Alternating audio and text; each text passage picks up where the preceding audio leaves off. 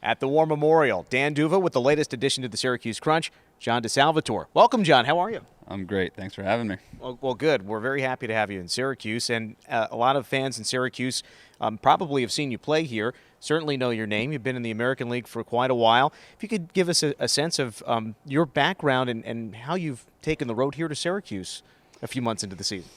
Well, after 10 years in the American League, I decided that it was an opportunity to maybe take my family overseas and go test the European experience, and we signed with Munich in the DEL, and brought my family over to Germany, which is a beautiful country, and the city was great. The hockey was a situation that I felt was maybe not the best for me and my family at the time, so we decided to see what our options were back home, and we started to see who was interested, and Syracuse came out and showed some great interest, and since there, discovering that everything I found out has been great, and the more and more I learn, the more and more I meet the guys, I'm really excited to be here.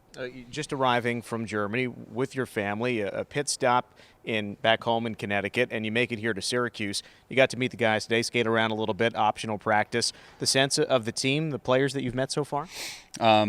The guys have been great. It's only been a couple hours, but I can't say enough of every guy coming up, introducing themselves, and you can sense that there's some strong character on this team, and with the coaching staff as well, even the morning meeting. It's a team that's obviously disappointed about the loss that they had last night, but it's a team that looks like they're willing and able to learn and move forward and get better. So I was encouraged a lot by the group of guys and the staff, and I'm looking forward to be a part of what's going on here. And to have a successful hockey team as the Lightning organization has had the last couple of years, there's an emphasis on character. You've been a captain. You got to the Calder Cup finals with Houston. Hershey last year, we know you've worn a letter pretty much everywhere you've gone. Can you describe what it means to have a strong character for a winning team? I think it's just the willingness to sacrifice. I think sometimes you see that guys have to give a little bit of their own individual expectations to meet a team goal. And I think when guys are willing to maybe step away from the spotlight a little bit to raise the team logo, then you're going to have a good group chemistry there that's willing to pay the price and go the distance. And you've been in situations where, as a leader on a team, now here you are, 32 years old with the Crunch. You happen to be the oldest guy on the roster.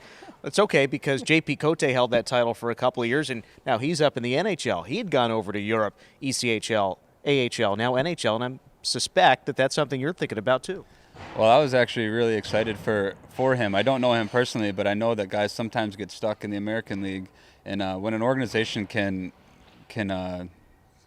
reward a player that's been as tough and a solid player that he has been in this league, you're encouraged by that. That means that Tampa Bay is doing the right thing and giving guys opportunity when they deserve it, and I think that's a good message to send to your players. It's not just going to be the prospects who need to learn, but it's also going to be the older guys that are putting themselves out there every night as well. And you know how much this organization has put the premium on developing talent, all the guys who've been called up that were part of the Calder Cup runs the last couple of years. Your sense of the organization, not only the character, but on the ice and the weapons that have been promoted in the last year or so?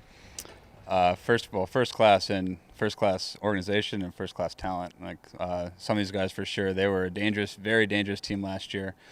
A team that can beat you a lot of different ways, I thought. So I think that you see the depth that they've been able to establish here, and the consistency is really, really something to be excited about. And it's been a whirlwind for you, but now you are part of that. Yeah. You're part of this group, and how does that make you feel? Has it settled in? It's starting to settle in, yeah, absolutely. I'm really excited about our first game here tomorrow night, and just to be around the culture a little bit more, to be around the coaches, the meetings, the systems, just to take it all in and just do my part and to fit in.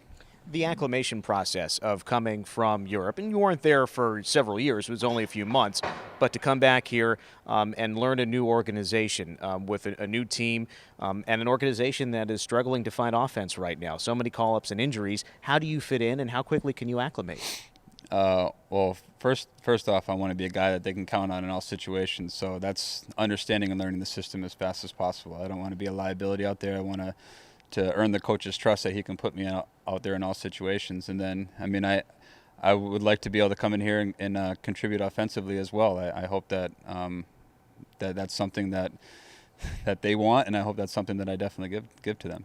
You've got one guy on this roster who I don't think you ever played with, but did play at Providence College, where you did. That's Matt Taramina, who's just back from the NHL. You got a little Friar brotherhood there in one way. Yeah, the boys in the locker room are already telling us to cut the cord, but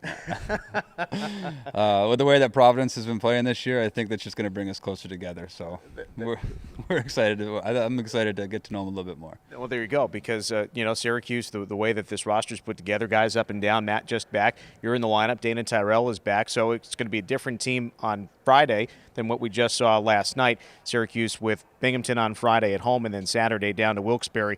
Last thing for Jon DiSalvatore is family and how that works at your career. At age 32, going overseas in Connecticut, at this point, what does family mean and what does hockey mean, and how do you balance it? Balancing it family is number one without a question, but the career is on has a shelf life. So sometimes the career moves the family where it doesn't want to be, and that's not the case. That's not the case here. It's just sometimes you have expectations of being somewhere, and then you end up being somewhere that you just had no idea. But my family has been amazing, and that they've always found a way to make the best out of every situation that we've ever been in. And we're closer to home now being out here, so maybe we're not in our backyard, but we're going to be surrounded by even more family coming here to Syracuse. So I know that when my family gets out here, it wasn't the team that we signed with in the beginning of the year, but it's our team right now, and we're going to make the best of it, and we're going to have a great experience here. I know it.